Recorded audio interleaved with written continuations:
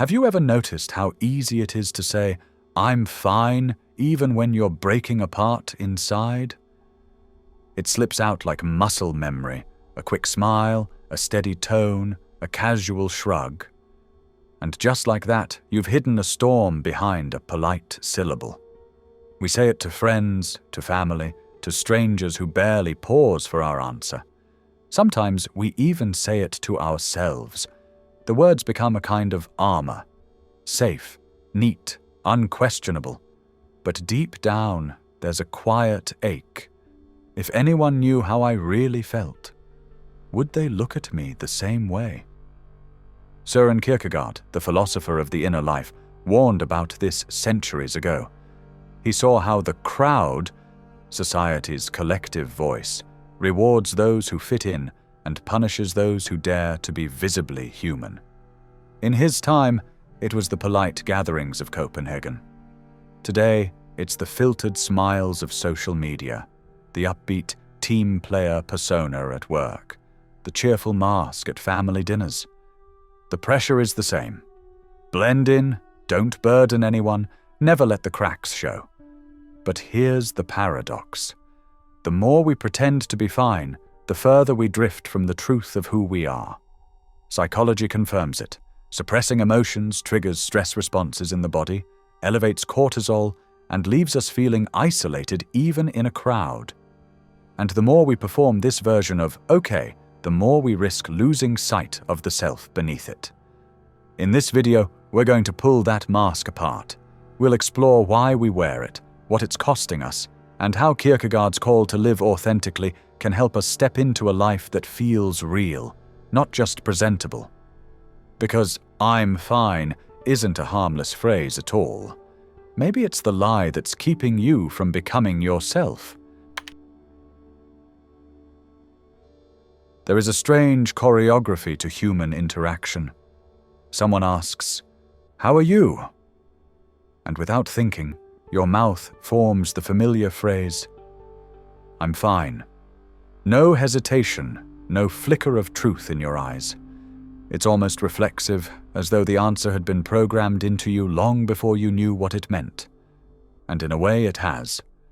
From an early age we learn that to be accepted in the crowd, as Kierkegaard called it, is to smooth over our edges. The crowd is not a literal mob. It's the invisible weight of shared expectations. It is the polite script society hands you, one where pain is to be minimized and discomfort hidden away. Kierkegaard observed that the crowd doesn't seek truth, it seeks uniformity, and uniformity demands masks. When the collective agrees that certain emotions are too much, individuals learn to present the acceptable self, the one that blends in seamlessly.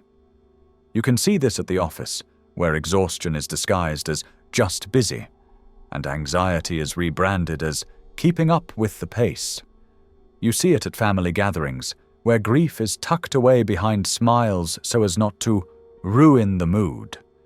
Even among friends, we slip into performance, fearing that too much honesty will make us the difficult one in the group. Modern psychology reinforces Kierkegaard's insight. Studies on emotional suppression show that hiding what we feel activates the amygdala, the brain's alarm system, and keeps the body in a low-grade fight-or-flight state. Over time, this chronic suppression is linked to higher blood pressure, weakened immune function, and an increased risk of depression. Yet we persist, because the short-term reward of fitting in feels safer than the risk of standing out. Social neuroscientists have found that rejection activates the same neural pathways as physical pain. It is no wonder, then, that we avoid it at all costs, even if the price is betraying ourselves. What makes this mask so effective is that it's socially reinforced. Say "I'm fine," and no one looks too closely. Say "I'm not fine," and suddenly you have to explain yourself, justify your feelings, or face the discomfort of being misunderstood. The mask protects you from those moments, but it also protects others from the truth. And therein lies the silent agreement. I'll pretend if you pretend. The crowd thrives on this unspoken contract, because it keeps everything predictable, manageable, safe. But safety is not the same as truth. And here is the quiet tragedy Kierkegaard saw. The more you live for the approval of the crowd, the more you lose the ability to hear your own voice. You start to believe the mask is your face. You become fluent in the language of "I'm fine," while forgetting the sound of your own truth. And yet, if we look closer, something is eroding beneath the surface. Suppression is not a neutral act. It has a cost. It wears down not only the body, but the mind. It disconnects us from the very self Kierkegaard believed we must become, which is where we must go next, into the quiet but relentless toll this pretending takes on our inner life. Because the mask of "I'm fine" may keep you in the crowd, but it also keeps you in a kind of despair you may not even recognize. And that despair, as Kierkegaard warned, is the sickness of the self. If this content is resonating with you, consider subscribing. I make videos that help you see the world and yourself more clearly. Thank you. The mask of "I'm fine" is light when you first put it on. It fits snugly, almost reassuringly. You tell yourself it's harmless, just a way to get through the day without inviting unwanted questions. But masks, when worn too long, don't just cover the face, they begin to fuse with it, and soon you're no longer sure where the performance ends and the person begins. Kierkegaard called this the despair of the self, the quiet sickness that comes from living in contradiction to one's own truth. Despair, for Kierkegaard, wasn't always the dramatic kind that announces itself in tears or collapse. Often, it was subtle, invisible even to the person experiencing it. You can be cheerful on the outside, disciplined in your routines, and still be rotting slowly inside. This is the cost of pretending. You don't just hide from others, you hide from yourself. Psychological research gives this despair another name: emotional dissonance. It's the strain that occurs when there's a gap between what you feel and what you express. In occupational health studies, chronic emotional dissonance, common in service jobs where smiling is part of the role, is linked to higher rates of burnout, depression, and emotional exhaustion. Your nervous system knows when you are lying, even if your audience doesn't. It responds as though you are in danger, flooding you with stress hormones meant for emergencies, not daily existence. Over time, this constant physiological tension erodes resilience. But the cost isn't just physical fatigue, it's a loneliness that no crowd can fix. Because when you perform wellness long enough, people stop seeing you as someone who needs. They believe the mask. They stop asking the deeper questions, assuming your life is as smooth as the surface you present. And while you may have dozens of acquaintances, the kind of connection that comes from being truly known begins to disappear. Humans are wired for emotional reciprocity. Neuroscientists have shown that genuine vulnerability releases oxytocin, the hormone that fosters trust and connection. When you deny yourself the chance to be real, you also deny yourself the very chemistry that could heal you. This is the paradox of hiding. You do it to protect relationships, but it slowly starves them. People cannot connect to the mask, only to the person behind it. And if you never reveal that person, the connections you keep will feel strangely hollow, no matter how many smiles or handshakes they contain. Kierkegaard warned that living for the crowd inevitably leads to a kind of self-betrayal, and self-betrayal leads to isolation, not necessarily from others, but from your own center. There's also a deeper danger. The more you rehearse the "I'm fine" version of yourself, the more you train your mind to dismiss your real emotions as irrelevant. You stop listening to the signals that something is wrong. You override fatigue. You swallow grief. You rationalize anxiety as just stress. And in doing so, you create the conditions for breakdown, because what is ignored will find another way to be heard, often through illness, compulsions, or sudden emotional collapse. The tragedy is that none of this is inevitable. We are not doomed to live as actors in our own lives. But the first step toward change is seeing the difference between choosing what to share and pretending nothing is wrong. Which leads us to our next question. How do we draw the line between privacy and self-deception? And why do so many of us confuse the two? There is a world of difference between guarding your inner life and abandoning it. Privacy is a deliberate act, the conscious decision to choose who receives access to the depths of your mind and heart. Pretending, on the other hand, is a slow erasure, the quiet rewriting of your truth so that it matches what others want to hear. One preserves the self, the other dissolves it. And yet, in modern life, the two are often confused.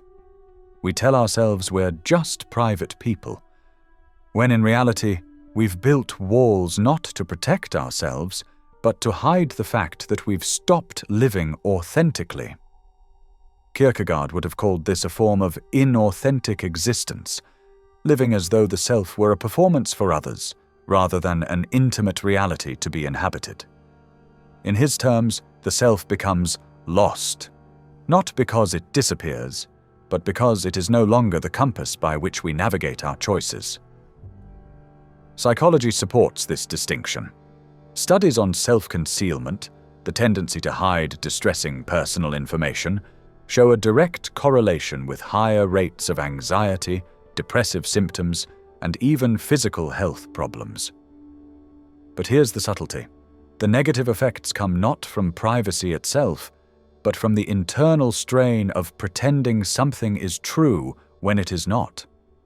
When you choose privacy, you remain internally honest. You know what you feel, you acknowledge it, even if you share it with no one. When you pretend, you begin to distort your own perception until even you are unsure what's real. Consider this. Boundaries are not masks. Boundaries say, I know my truth, but not everyone is entitled to it. Pretending says, I will deny my truth so no one sees it, including me.